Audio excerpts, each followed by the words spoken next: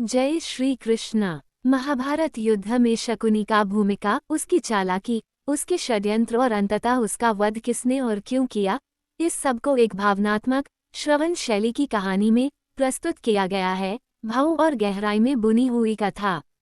श्रोता मित्रों, आज हम सुनेंगे महाभारत के सबसे रहस्यमयी, सबसे कुटिल और सबसे घातक पात्र की कथा, राजा शकुनी की कथा और श्री कृष्ण लीला भाग 9-6 की कहानियाँ।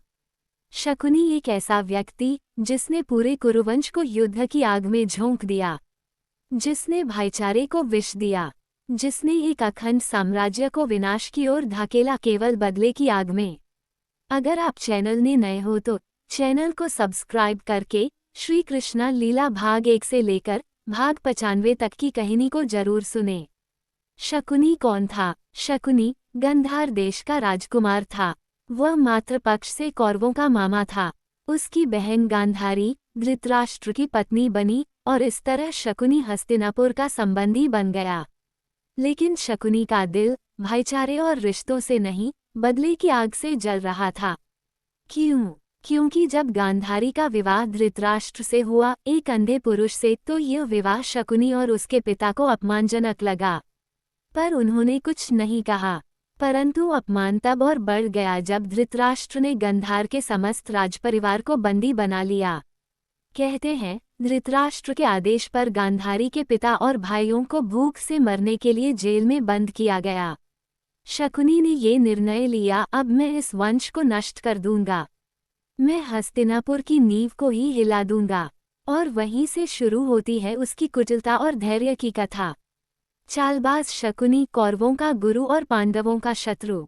शकुनी ने अपने मन में एक योजना बनाई, यदि मैं युद्ध लड़ूं तो हार सकता हूं, पर यदि मैं बुद्धि और छल से खेलूं तो इस वंश को जड़ से मिटा सकता हूं। उसने दुर्योधन को अपना मोहरा बनाया।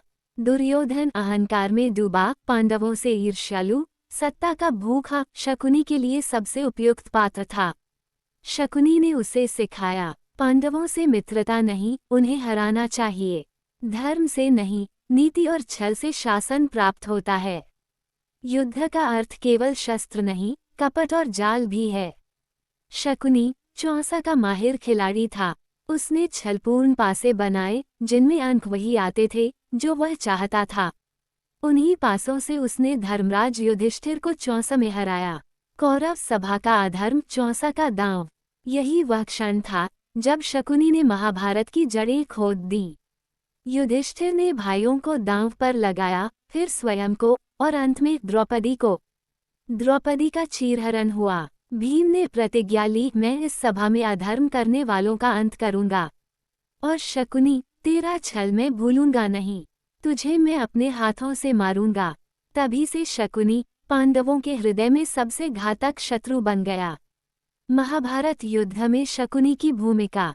जब युद्ध छिड़ा तो शकुनी ने शस्त्र नहीं, नीति और चाल को अपनाया। वह कौरवों को षड्यंत्र सुझाता, वह पांडवों के मनोबल को तोड़ने के उपाय बनाता। वह भीष्म, द्रोण, कर्ण, इन महारथियों के पीछे से योजनाएं बुनता। उसने जयद्रथ को युद्ध भूमि से छिपाकर अर्जुन को अपमानित करने का षड्यंत्र रचा। परंतु एक एक करके कौरव पक्ष के योद्धा मारे जाते गए। भीष्म गिरे, द्रोण मारे गए, कर्ण भी चला गया। अब युद्ध अपने अंतिम चरण में था। कुरुक्षेत्र की भूमि पर सूर्य अस्त हो चुका था, परंतु आज की रात्रि कौरवों के शिविर में एक अनकहा शोक लेकर आई थी। युद्ध के 17वें दिन अर्जुन के हाथों कर्ण का वध हो चुका था। युद्ध भूमि पर पड़ा उसका निर्जीव शरीर जैसे कौरवों की हार की घोषणा कर रहा था। दुर्योधन का हृदय उस क्षण टूट चुका था। उसके नेत्रों से अश्रु बह रहे थे और वह बार बार यही कहे जा रहा था, मेरा मित्र, मेरा सबसे प्रिय मित्र चला गया, जो मेरे साथ अंत तक खड़ा रहा, जो मेरे लिए अपने ब्राह्मण धर्म, अपना सच्चा परिचय, सब कुछ भूल गया, वो चला गया। वो अकेला अपने शिविर के कोने में बैठा था, जहां कर्ण की यादें उसे घेरे हुई थीं। पितामह भीष्म का बुलावा और अंतिम उपदेश। उसी क्षण एक सैनिक आता है और कहता है, राजन, पितामह भीष्म आपको बुला रहे हैं। दुर्योधन भारी मन से, कांपते पैरों से पितामह के शरशैया तक पहुंचता है। भीष्म, जो अभी तक शरशैया पर पड़े हुए थे, मृत्यु का वरण करने को तैयार नहीं थे, परंतु वे कुरुक्षेत्र में होने वाले प्रत्येक क्षण को अपनी अंतर्दृष्टि से देख रहे थे। भीष्म बोले, दुर्योधन, युद्ध की दिशा अब स्पष्ट हो चुकी है। अब समय है कि तुम अपने अंधकार को छोड़कर शांति को अपनाओ।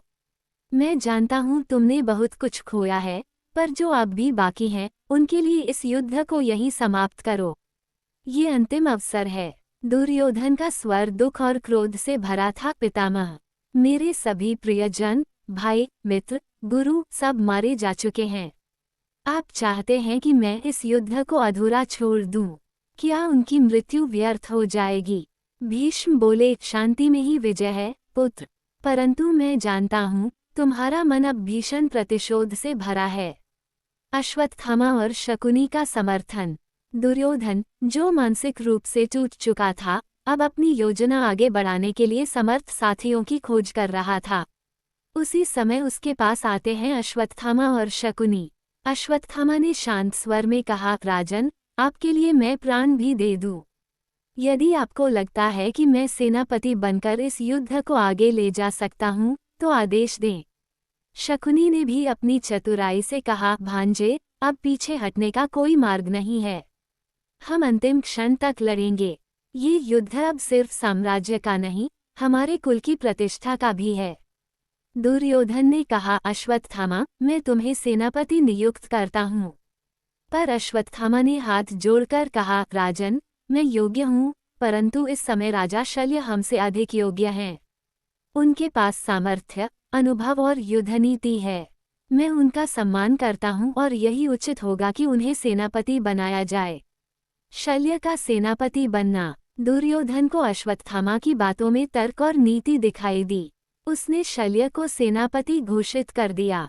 शल्य, जो कर्ण के बाद की स्थिति से विचलित थे, परंतु अब पूरी तरह प्रतिशोध की भावना से भर गए थे, उन्होंने सेनापति का पद स्वीकार किया और अगले दिन युद्ध की रणनीति बनाना प्रारंभ किया। अंतिम युद्ध और शकुनी का वध। अगले दिन महाभारत का 18वां और अंतिम दिन आरंभ हुआ। कौरव पक्ष अब एकदम कमजोर था, परंतु प्रतिशोध की आग से जल रहा था। नकुल, जो अपने भ्राता सहदेव के साथ अग्रिम मोर्चे पर था, ने देखा कि युद्ध भूमि पर शकुनी खड़ा है।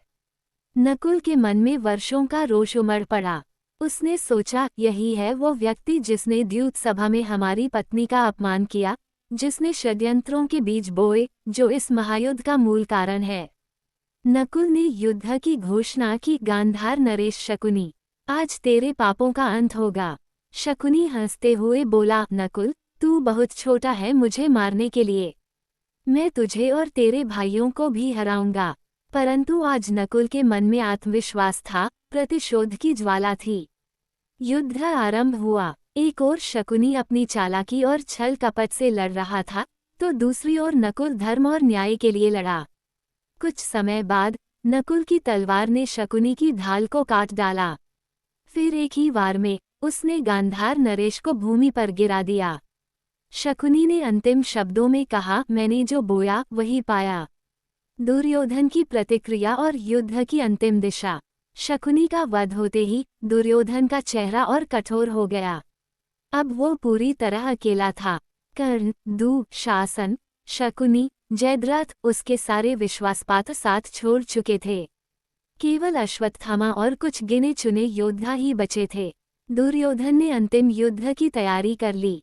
अब वो स्वयं रणभूमि में उतरेगा।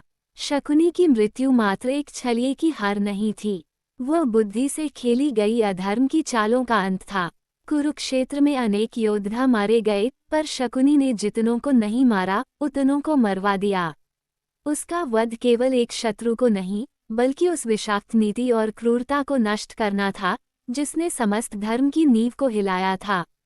इस प्रकार नकुल ने शकुनी का वध किया और चीरहरण का बदला लिया। ये केवल प्रतिशोध नहीं था, यह एक प्रतीक था, एक संदेश था कि नारी की मर्यादा से खेलने वाला चाहे कितना भी शक्तिशाली हो, अंत उसका विनाश ही होगा।